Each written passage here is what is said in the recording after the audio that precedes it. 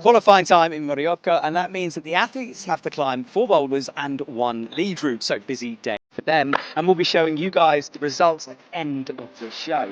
Now, there's been a change in the way that we're distributing the points at this event. So to explain more, let's head down to the front and the boulder wall.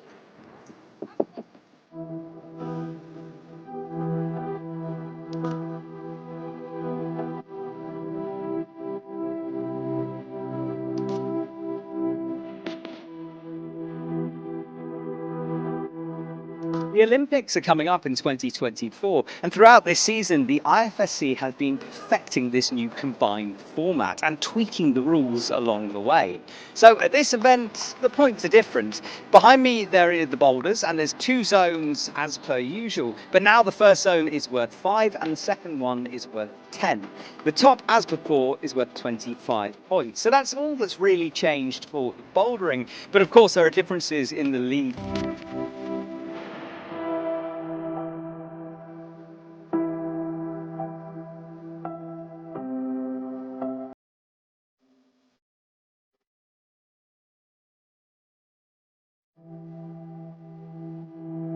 I've just managed to find Malik, who is Team Canada's coach. Malik, this new scoring system, more points awarded for zones, has that changed anything for the athletes and you guys?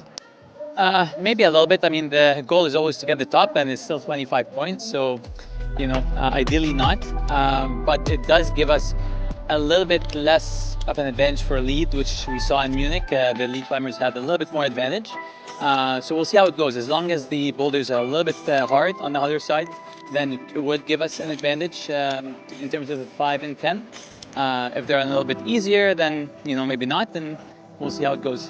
And of course, this is the last time to practice before the Olympic qualifying events. Quite a lot of pressure on this one.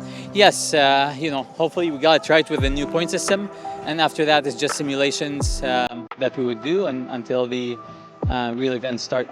Everyone, well, best of luck. Thank you.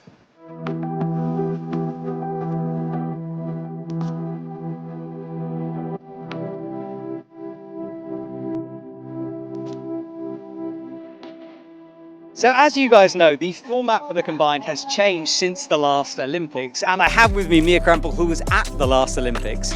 Now, before you had to do speed as well as lead and boulder. Now it's just lead and boulder. What are the differences in terms of the way you've approached your training and the competitions without the speed? Yeah, actually for me it's a little bit easier because it's more like my normal season. My normal season was started with bouldering, Boulder World Cups, and then I started training lead and lead World Cups. And now, like when I'm preparing for next year's, I do the same. I combine boulders and lead trainings. And yeah, for me this is a little bit easier, but at the same time I know that a lot of athletes is the same as me. That means that the level in boulders and lead will be higher than it was last year in Tokyo, because now they all train only boulders and lead. That means that they will be so much better in boulders and lead. So I think it will be very interesting and intense. Well, it's certainly going to be challenging for you and the rest of the athletes. So best of luck with this comp and of course the Olympics in 2024. Thank you. The scoring for lead has been tweaked, and it's a subtle one, but it does make a big difference. There are now 40 scoring holds available on the wall. And you can see behind me, indicated by the number of the pink label, that's the first hold where you can score points, and it's pretty close to the ground. Now, the zones increase in terms of points as you go up the wall, so the top holds are worth the most, and the bottom holds are worth the least. This allows the athletes an opportunity to score early on, and we'll have to wait and see what difference that makes to the final.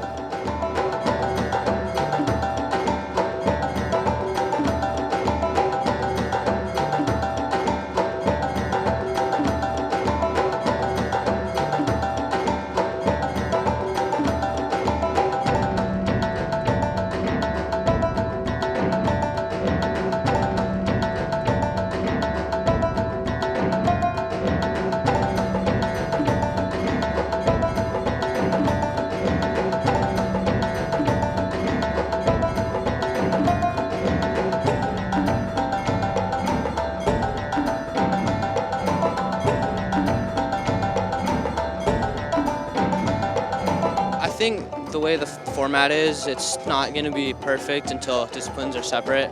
And so really right now it depends on if it's a harder boulder or lead round, and it's definitely going to favor typically like one side of the specialists. But I think the way it is now is pretty good, and it'll be interesting to see how the scores play out this week.